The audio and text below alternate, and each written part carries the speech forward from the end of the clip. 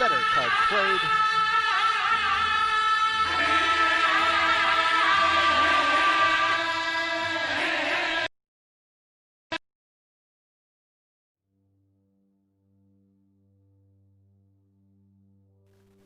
Welcome back to Cook's WSG and Victory and Glory, the American Civil War, Episode 2, Grant Moves East.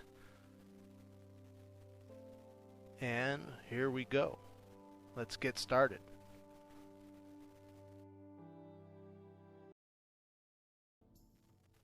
Last episode of Victory and Glory, we developed the Grant Moves East plan, where Union General Grant is moved east in 1861 to take advantage of his high command rating to help the Union Army out in that theater.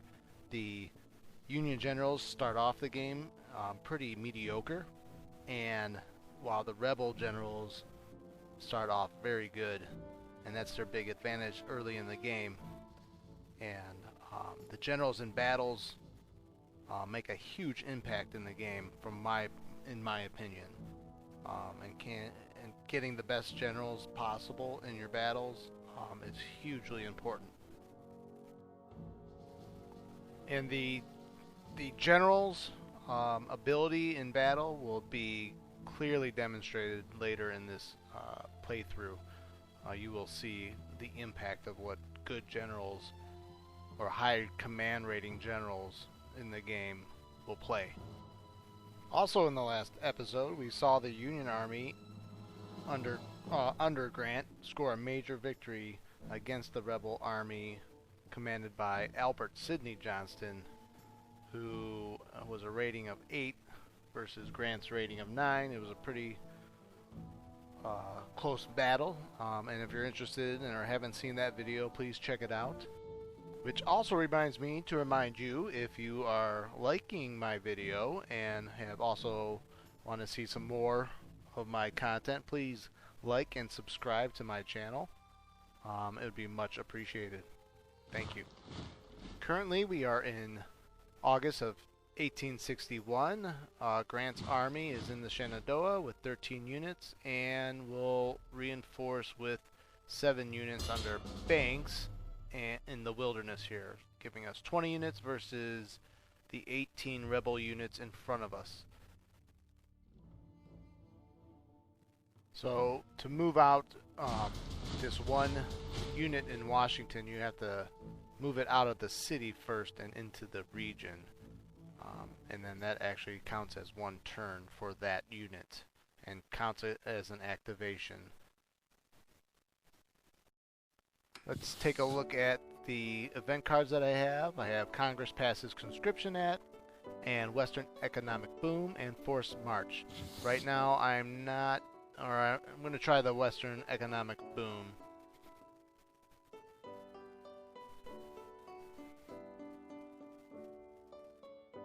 And looking at the Western Theater here, we're going to move these 12 units under Pleasanton and Buell into the Nashville region.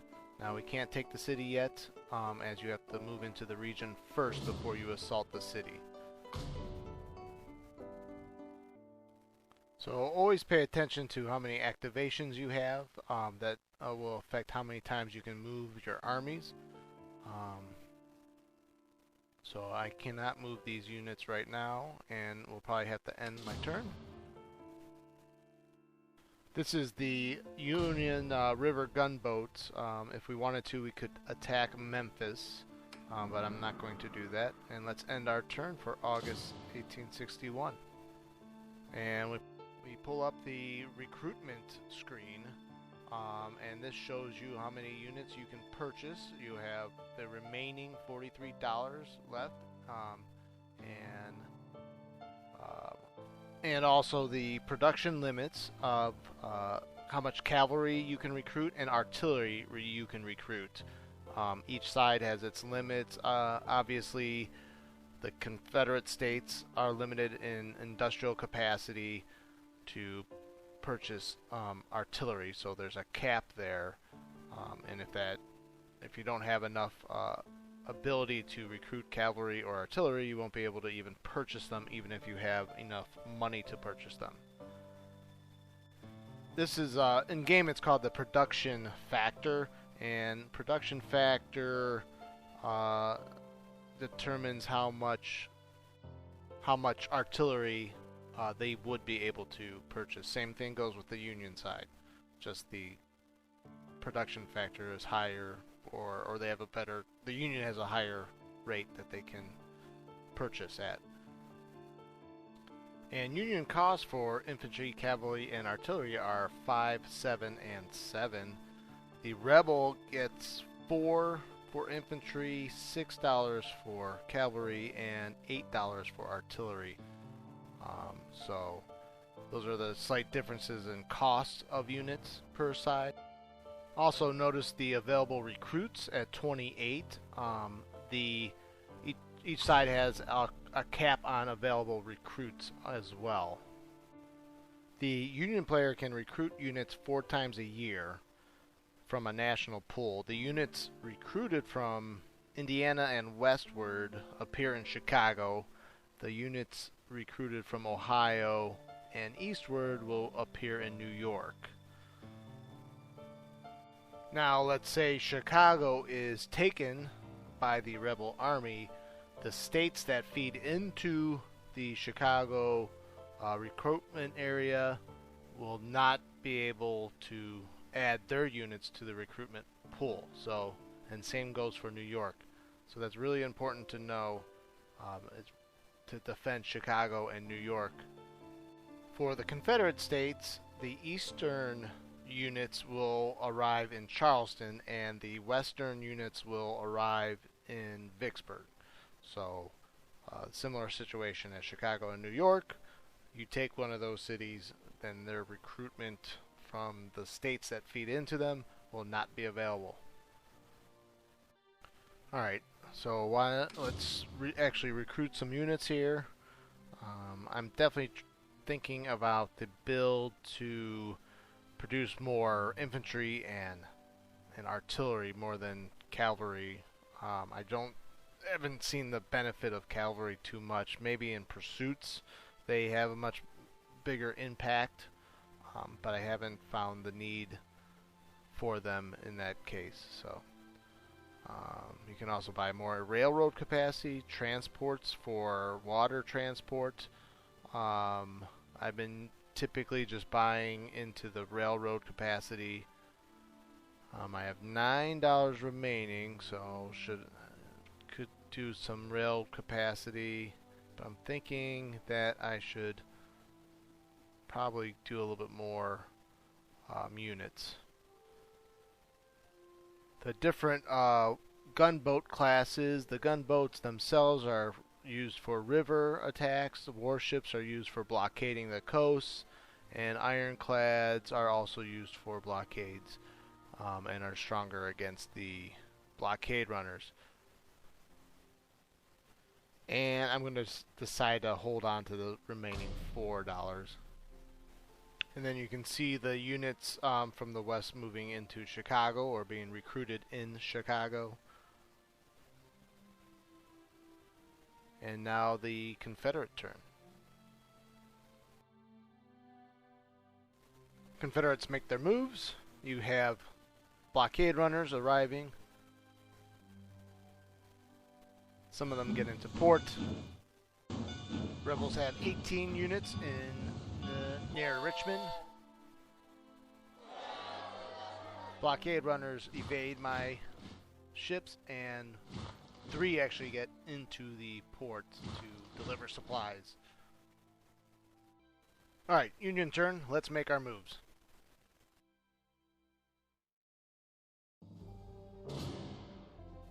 Let's move this blockade ship from New York Harbor to Charleston and blockade it.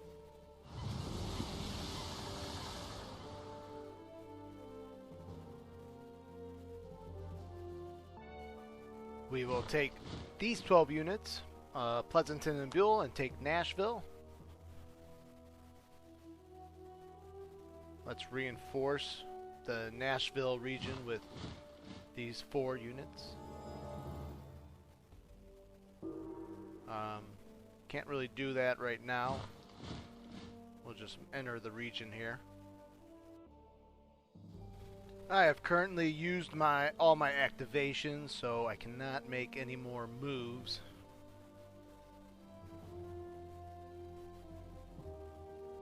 Let's pull up the Northern Virginia inset map and just take a look. Rebel Army in Shenandoah. The main army under Grant is in the wilderness.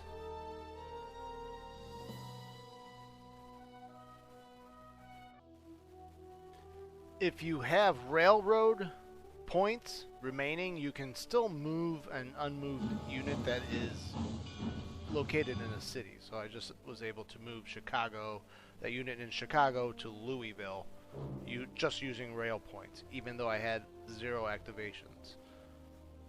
So that is still a possible move.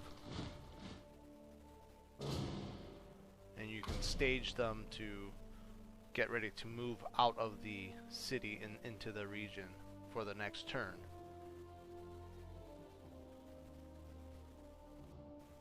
And since I still have 11 rail points, I can still move these 5 units in New York to Washington, D.C. So just using rail points.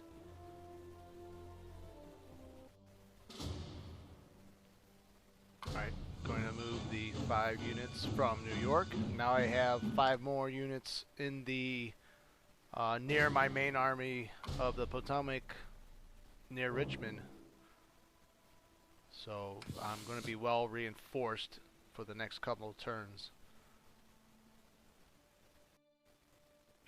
A look at current event cards that I could try to play. I don't have any army that is eligible for forced march, and I do not want to pass the Conscription Act quite yet because it reduces determination rating. And you can see here the game is very good about telling you what you cannot do. And time to end the turn and see what other event cards I can add to the deck. And I get a new General Emerges card, so probably my favorite card of the game. There's also a Confederate General loses command, but we will go with the General Emerges card. Confederates play their card, a new Foundry, so they get 1 free artillery unit in any city that he chooses.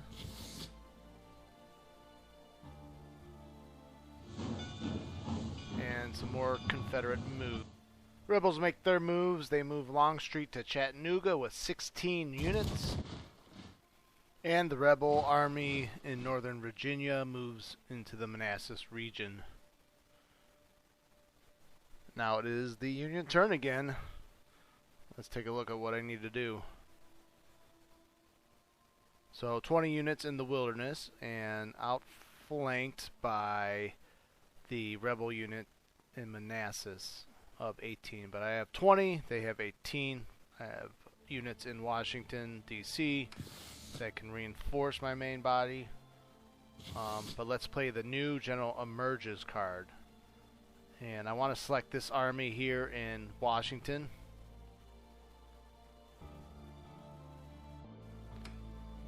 And let's see who we get. Oh, we get General Thomas, the Rock of Chickamauga. Not a bad rating. I think he deserves a better rating than 5, but that's my opinion, not the game designers. But I'll take it.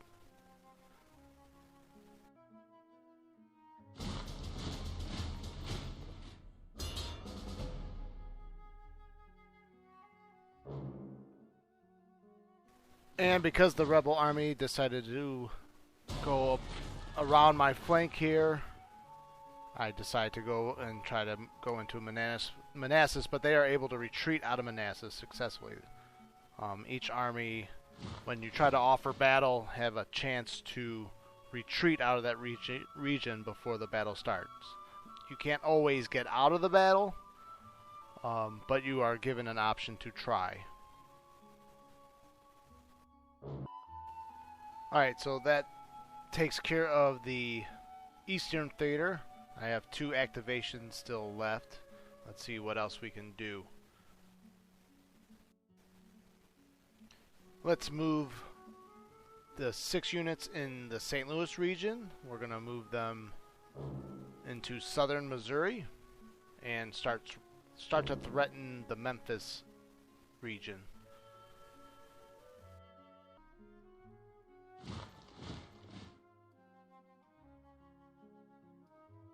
So right now it looks like you have 2 main Confederate armies, 16 units in Chattanooga, 18 units in Richmond area. Some notes about blockade runners. Each turn the Confederate player can send out blockade runners one time per turn. They can also bring in blockade runners. The Union can stop blockade runners at a 10% chance per. Here are some notes about the blockade and blockade runners. The Confederate player may decide to send out blockade runners once per turn.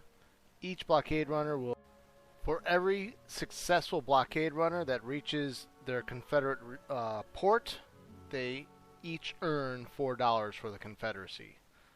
So that's quite a bit of money, and it's probably a good idea for the Union to invest maybe a little bit in the blockade. Here we can also see that using Union River gunboats to attack a city on the river will reduce, if successful, will reduce fortification levels. And let's end the October 61 turn.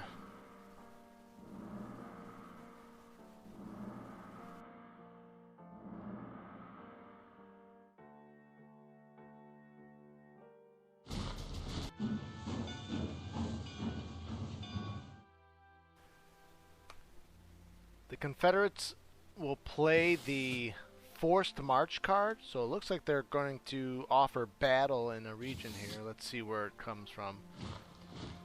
So they enter in North Tennessee, and the enemy approaches. Hostile army has moved into the region Tennessee 2. The army is commanded by Longstreet and contains 12 infantry units and 4 artillery units, defended by 10 Union infantry and 2 artillery. So I am outnumbered here and defended with Pleasanton with a rating of 4. Longstreet has a rating of 9.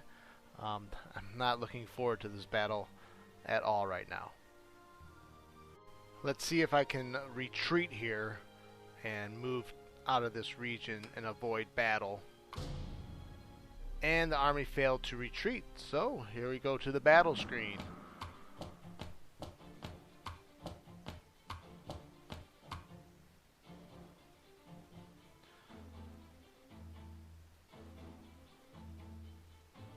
So let's move Buell into a position, in a corps commander position. All right, and we see Longstreet here, Beauregard with a rating 6, Hardee with a rating 4. So the rebel army has 2 corps commanders to my 1 corps commander, who is Buell. Buell with a rating of 4, not horrible, but they have me outnumbered here. Let's move Buell in the center here. And I'll try to defend the center the best I can. So after much thought, I believe I'm going to leave my right wing open, the right lane here open to his attack. That way that will force my army into retreat, and hopefully I can save more units this way than lose in a full battle. So if I leave the right lane open with no units, I will automatically have to retreat. Now the game won't let me just not put any units there, and for some reason I did not save the recording of the final phase of this battle, but there wasn't really much to miss. I put 1 unit in the right lane. So yeah, I did have to put 1 unit on the right hand lane there. They got eliminated. They went into pursuit. I lost a few more units after that, and that's how this Battle of Tennessee ended. So here's the situation where it stands going into the winter of 61 and 62. Grant's army is in northern Virginia, and Pleasanton's army that just was defeated is still in Kentucky and controls the Louisville area. The Union has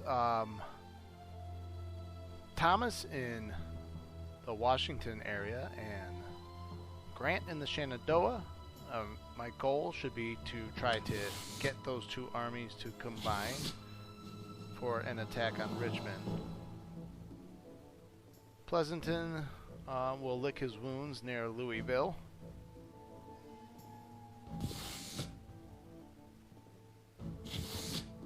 And looking at the event cards, I don't see anything new or interesting to use. Let's take a look at the game summary. Union will to fight is down to 77. If and each side's, or if one of either side's will to fight goes down to 0, that side loses the war. You can see the number of generals. Union out-generaled 9 to 6. Monthly revenue, Union is still out earning the Confederates right now.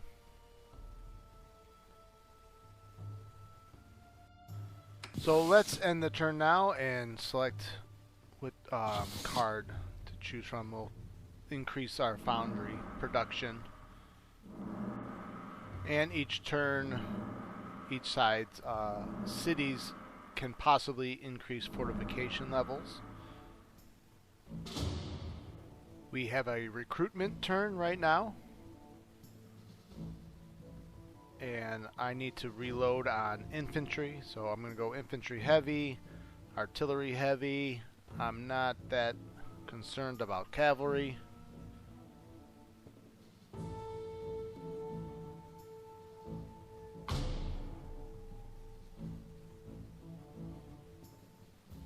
Units arrive in New York, and new Confederate units also popping up.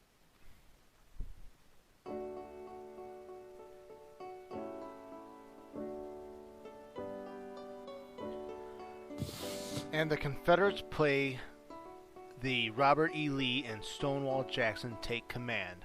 May be played if the Union Army is adjacent to or in Richmond. These two generals become available if they are not already.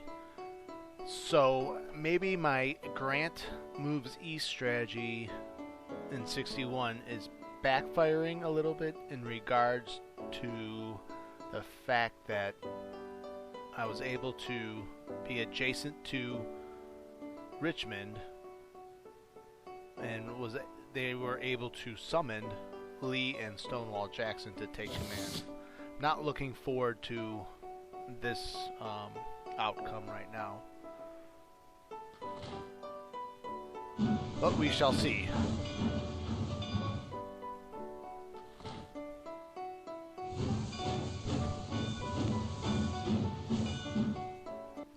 With Lee and Jackson in command of Northern Virginia, the Confederates could move Albert Sidney Johnston with a rating of 8 to other theaters of operation, making them even stronger than before.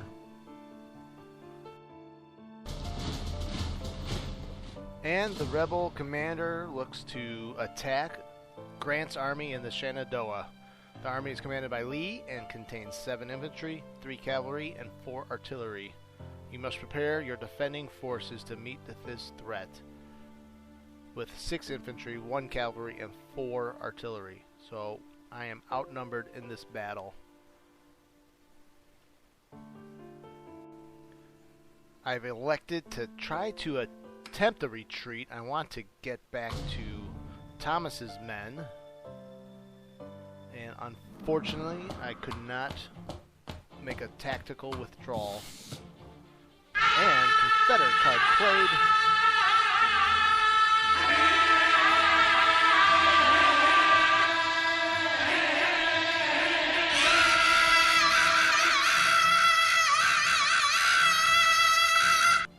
Yes, that's right. The Confederates play Stonewall and Robert E. Lee appear on their flank. One random flank has 3 spots that give the Confederate infantry on them a +2 quality rating. And the Union forces will get a -2 rating on 3 of their spots on the right-hand column. So this has gone from bad to worse after the Lee and Jackson arrive card has been played by the Confederates. It's not looking really good for Grant here. This strategy, Grant moves east in 1861. Looks like it's actually backfiring a little bit. So I think in this battle, my best chance is just to hopefully not lose my entire army here and able to retreat back to Washington and reinforce with Thomas, who is stationed there with 6 units. So that's going to wrap up this video. We will pick up the next video with the conclusion of this battle and the 1862, the year 1862, and see what I can do to recover my losses.